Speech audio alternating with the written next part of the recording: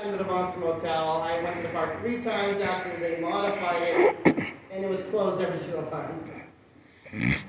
The layout really shows that this takes it as most likely a PTC ride and set up with a funhouse with most of their gags, with extra gags probably brought in by NAD, which was National Amusement Devices, that was going for building props for haunted houses, fun houses, and they actually built a few coasters such as the Kiddie Coaster at Playland in Rye, New York. A few other notable rides, yet not maybe as famous. The Paratrooper was always a favorite. The Octopus, the Roto Jets were in the front of the park, whereas the satellite jets were in the other location. They were basically a similar type ride, but it's two different manufacturers. The Roto Jets are similar to the standard rides you see in most parks, down for the flying jets, whereas the satellite jets was the original manufacturer that built the Moon Orbiter at Canopy and actually do the Astro Orbiters at Disneyland before they got replaced by Zeppelins. The Scrambler was always a park favorite, and they had more rides over the year, like the slide, for example. We always use that photos because it's nice photos. So we want to talk a little bit about the concepts of these rides before they got the wheel. And like I said, Whalom had a lot of rides over the years, and they had to come from somewhere. And before these rides got manufactured, they were marketed and they had to have patents on them. So that's what this section is about. So this is actually one of the standard flyers you would have gotten in the mail or at a trade show for the Mangles Whip, which all of us probably rode the Whip. We'll talk a little bit more later about where these rides were and where they might have gone. You know, the whip ride itself, that is actually the original patent for it. And as you can see, originally, we've always seen the ovals. It's like Whalom and anywhere else, Rise Playland, Knoebels, many others. They originally decided that maybe they might want to do a triangular setup or maybe even a diamond setup where they could put more cars on and add more fun. There was actually a little note on the bottom of the description when they were filing the patent that it was a mild to exciting ride that would whip people around, basically causing joy and excitement. And I think it's a pretty good write-up of what the ride offered. The toboggan slide, my guess is most of us never got it. This was basically an attraction that was in the water, on the big side before they had the big water slides at the back. It was actually built by Sumner Manufacturing, went on to build things like the Tilt-A-Whirl.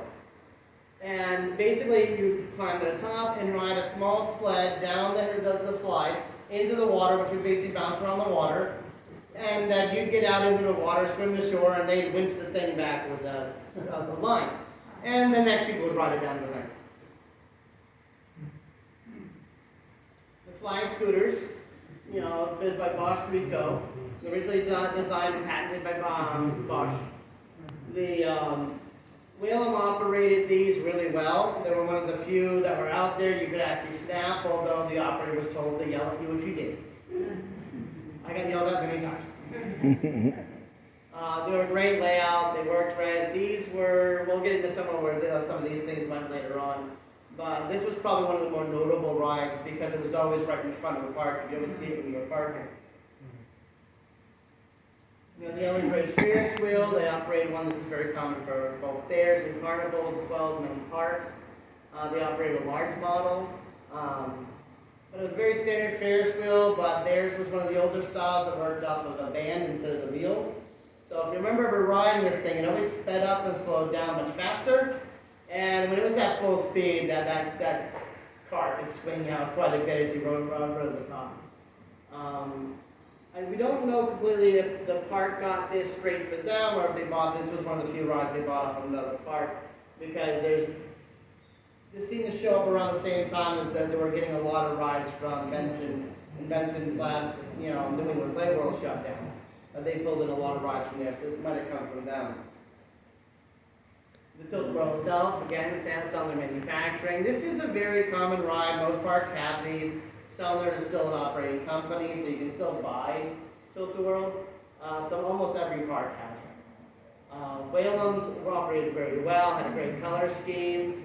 I rode it every single time I went. They also always went really, really well. So the bigger question is a little more of where are they now? Open up my little notepad.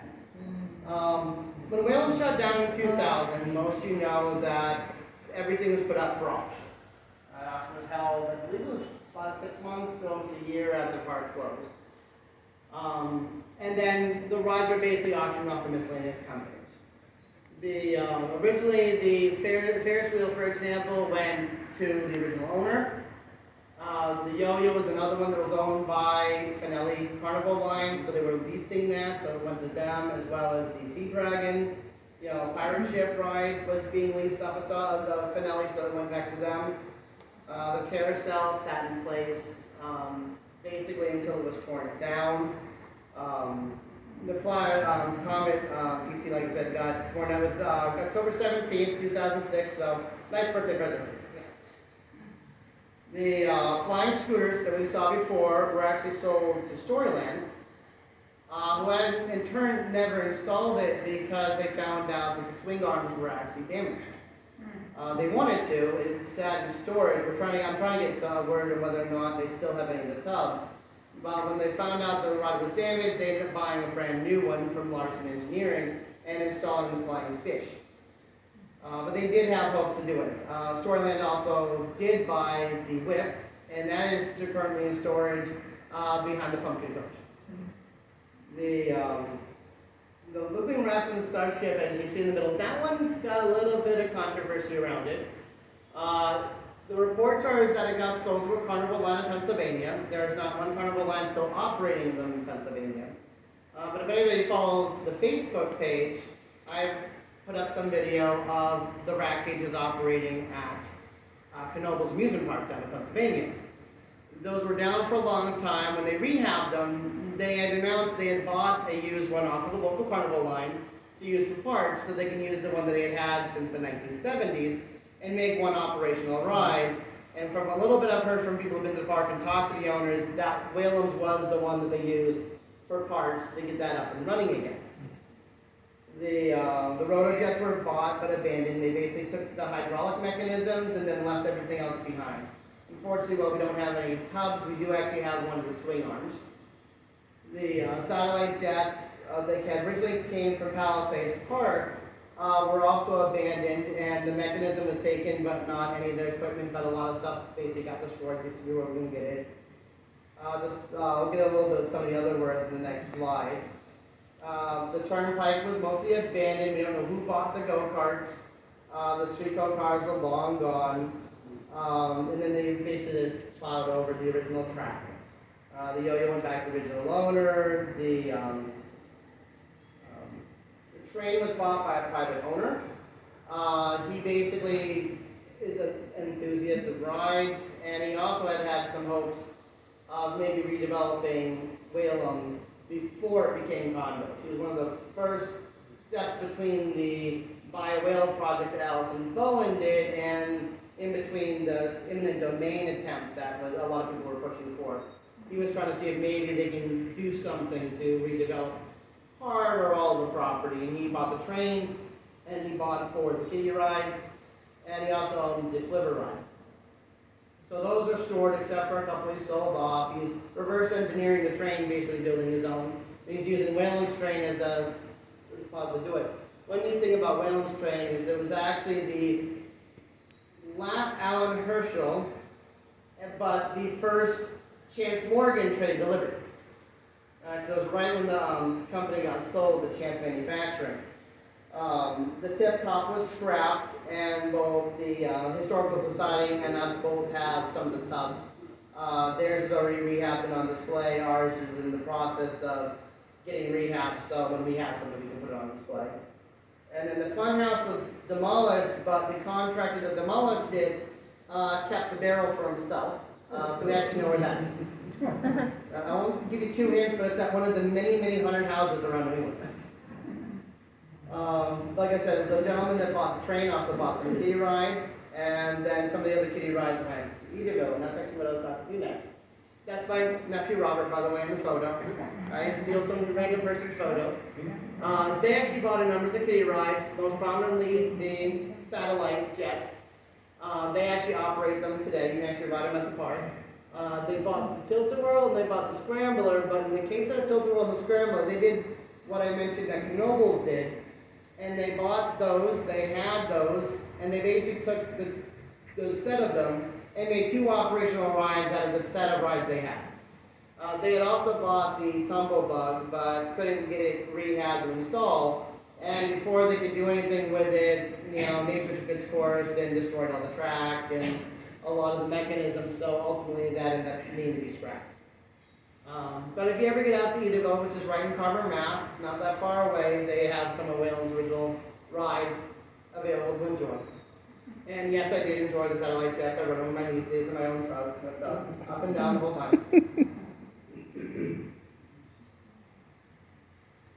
So this is a little bit more about our preservation of the park and what we've been able to do so far. Obviously, we have the Whalom Park Museum in progress. We're going off the Whalom Historical Museum and slowly building from there. As when we get done, feel free to walk around. This is some of the stuff we were able to drag here. When we go to events, we do a little bit of stuff, but a lot of the stuff we don't normally bring because we can't bring a lot of this paper stuff to a block party out in the open. We still have big stuff we weren't able to bring.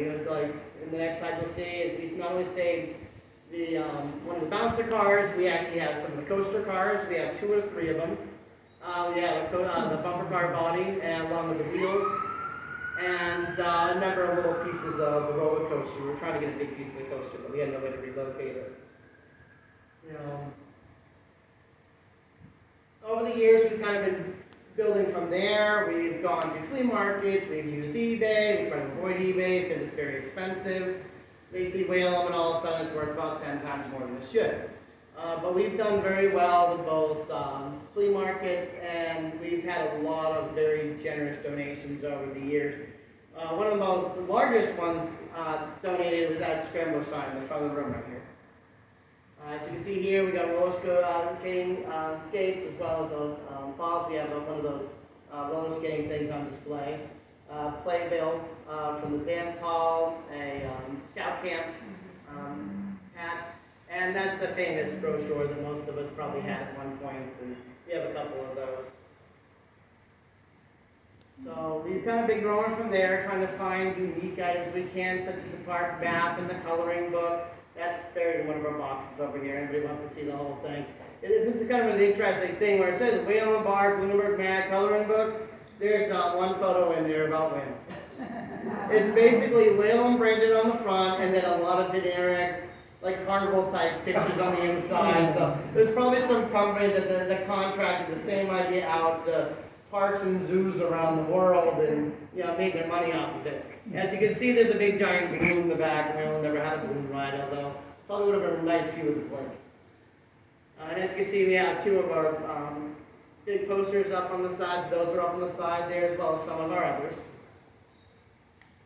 And that kind of wraps up a lot of the history. We're going to invite everybody up. Kimco actually standing behind me. I apologize. He's been kind of hidden behind us. We talked to Scott earlier. But that gives us an opportunity to talk a little bit more about ourselves. And you guys can ask some questions in a second. But just to go back to the beginning a little bit more about what we are, is we are the new Whalom Cooperative. A cooperative is basically a business that operates off of personal ownership. So when you go to a cooperative, you get a say in what goes on. So yes, there's a board of directors, yes, there's people managing and running it, but you're not just sitting there like you own stock, the KFC, and if you're lucky you buy enough KFC, you might get a quarterback. When we have things going on, we actively talk to our members. What do you want to see? What do you want to do? Do you think this is a good idea or a bad idea? And we use that information to basically move forward and progress. And that's how a cooperative works. So basically, instead of owning stock in the company, you have an actual stake in the company because you are technically an owner. And that's what a cooperative is. And that's how we decided to structure it, because we kept hearing that a lot of people were very upset. When the park shut down, it's like, well, nobody asked me what I thought about it, and I never heard about it. And even when they shut down, there wasn't much announcement that they were shutting down to give people an opportunity to go see the park again. And a lot of people were upset about that. So it's like, well, how can we rectify that? And when we started hearing about cooperatives that were formed to reopen and expand ski resorts, number of like food venues, farms, grocery stores, small consignment shops and things like that, and we started realizing that the cooperative format with both an owner and a actual employee focus seems to be a good way to go. With that, I'm going to have Scott come back up so that everyone can stand in front of you and can ask any questions you have, including about the history stuff. I kind of bounced around a lot. I might have missed something. If there was a rhyme you were curious about, feel free to ask. So I guess right now, it's time to open up for questions. Yes. What happened to the clown from the funhouse? Actually, I don't know. I've been really trying to find anyone who bought that, and I have not been able to find any information. We did contact the auction company, but there's privacy laws involved, so they can't send me a list of everybody that bought everything. We do know that it was gone before it was torn down, so we know it wasn't there. They just torn down inside. A lot of the props inside did get torn down. Plus, you had the fire a little bit before that destroyed some of it. But I don't know what happened to the clown, and all the parks that still had fun houses or still did display clowns don't have that one because they had another. That's a great question. Yes. How about the original woman that was in that fun house? Again, what was that? Before the clown. Before the clown, I don't know. That was a laughing salad, right? Yeah. And, they have one on display at Hershey Park, but I'm pretty sure that's theirs. And again, a lot of this stuff was like auctioned off or sold off and things like that, kind of under the table, especially later on as things got a little slower. They just pull something out, they put something on display, and they put out something similar. And some of the stuff there wasn't a lot of records of where they went. Okay. Any other questions? Yes. Many of the postcards that you displayed Yes. showed that it was saying Fitchburg. Yes. Why would it say Fitchburg other than perhaps just because it's a larger city? Why would it say Fitchburg and not Lunenburg? Because the Whalom district is where the park's at. Phone numbers were like from Lunenburg, addresses were from Fitchburg, so it was like a hodgepodge of different pieces. Once It's not exactly on the Fitchburg Yeah. border. not anymore, now it's, Leominster and then Lunenburg, pretty much they divided all the different pieces. They had the Lunenburg address, Lunenburg phone numbers, but at the beginning, when it was the Whalom district, it was a district, but it had pieces of all the surrounding towns to kind of. To explain a little bit more about the district is it actually expanded way beyond what the park was. So the park was kind of the center and the headline. The district also consisted of shops, summer rentals, small theaters, arcades, and a number of other food venues, pizza shops, things like that, all around the park. So if you were to think about how it was now, well, the park was on the inside, and you go outside the park, you go along the beachfront, and you have the pizza places and the bars and stuff like that. Well, back in the 1900s into the 1940s, almost 19, the private time they bought it in 1935, all of those were basically managed under the actual district, and then everything was privately owned. So each ride was individually owned, each attraction was individually owned, each food stand was individually owned, which was actually very, very common for that time. Revere Beach, Palisades Park, Canopy, all of these were operating the same way, Coney Island, where basically you didn't have to own an entire park to be in the amusement business in that area. You just had to have enough money to buy one ride and rent that spot. Think of it as the amusement park version of a mall. This is a good way to describe it. Yes? After the park closed, somebody, it might have been somebody from the Whalom family, I'm not sure, raised money to try to buy up some of the carousel places. Yes. Whatever happened with that? Well, Allison Bowen was actually trying to raise money to actually buy the park itself. She was trying to reopen it, so she was selling the whales and